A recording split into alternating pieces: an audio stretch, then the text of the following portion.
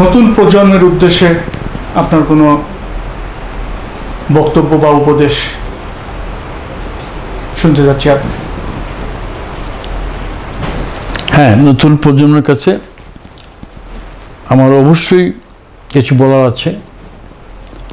সেদিকে হলো যে আমরা যারা কম বেশি 1,50,000 মুক্তিযোদ্ধা জীবন বাজি রেখে যুদ্ধ করেছিলাম এটা দেশ স্বাধীন করার জন্য এবং এই দেশে মানুষ সুখে শান্তিতে বসবাস করবে এটা স্বাধীন সার্বভৌম দেশের জন্য।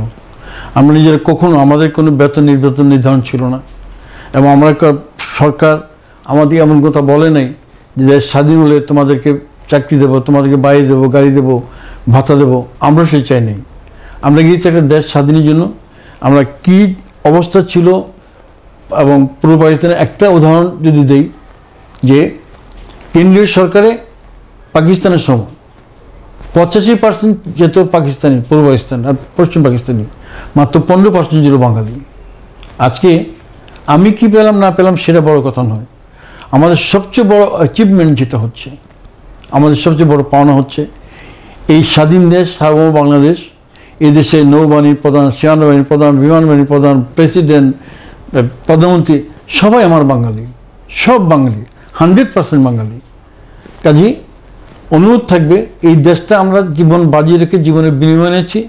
এই একটা স্বাধীন একটা সোনার বাংলা, বঙ্গবন্ধু যে আদর্শ আমাদেরকে শিখিয়ে দিয়েছেন, যে স্বপ্ন আমাদের দেখিয়েছিলেন যে এই দেশটাকে সোনার বাংলা গড়ার জন্য প্রত্যেক যা যা অবস্থান থেকে তারা যেন কাজ করে যায় এবং দেশ থেকে দুর্নীতি, লুটপাট এটি আমাদের খুব কষ্ট দেয়, আমাদের খুব পীড়াদায়ক দেয়। আমরা এই জন্য দেশ স্বাধীন করে নিই যে একটা শ্রেণী পাহাড়ের টাকার পাহাড় করবে আর একটা শ্রেণী ধুকে ধুকে মরবে। এই জন্য আমাদের স্বাধীন করি আমরা চাই আজকের প্রজন্ম যারা আছে তোমরা এক হও এবং এই সমস্ত অনাচারের বিরুদ্ধে রুখে দাঁড়াও এবং এই দেশটা একটা স্বাধীন সার্বভৌম দেশ, একটা মানচিত্র, একটা পতাকা তোমাদের হাতে দিয়ে গেছে। তোমরাই আমাদের আর 10 বছর পরে আমাদেরকে পাবে না। কিন্তু হ্যাঁ, আমাদের ভুল ত্রুটি আছে, আমাদের মাঝে ভুল ত্রুটি হয় না, আমরা অনেক কিছু ভুল করি তা নয়। তবু এই দেশ, এই জাতি এবং পতাকা তোমাদের হাতেই থাকবে। এই দেশ রক্ষা করার দায়িত্ব তোমাদের। ধন্যবাদ আপনাকে মুক্তিযোদ্ধার ইতিহাস সংরক্ষণ কমিটির পক্ষ থেকে। জয় বাংলা, জয় বঙ্গবন্ধু।